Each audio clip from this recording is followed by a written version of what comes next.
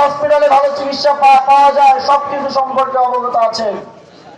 তিনি এই সেক্টরে বিগত দীর্ঘদিন ধরে কাজ করে যাচ্ছেন, এই সেক্টরকে নেতৃত্ব দিয়ে যাচ্ছেন। আমি অবাক করে বলতে পারি, যদি আহাদ ভাইকে আপনারা নির্বাচিত করেন, আপনাদের কোন পার্বতীপুরের কোন মানুষকে চিকিৎসার অভাবে জীবন দিতে হবে না,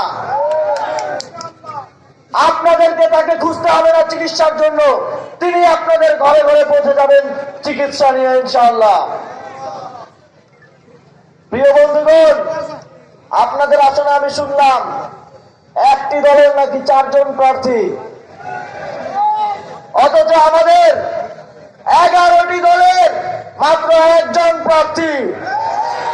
এটাই আমাদের ন্যায় ও ইনসাফের পক্ষে ত্যাগের এবং ন্যায় ও ইনসাফের পক্ষে ঐক্যের সবচেয়ে বড় প্রমাণ। তারা কেন 4 জন প্রার্থী হয় জানেন?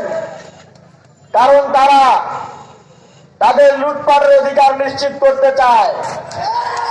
5ই আগস্টের পরে তারা মানুষের দোকানে দোকানে গিয়ে চাঁদাবাজি করেছে না?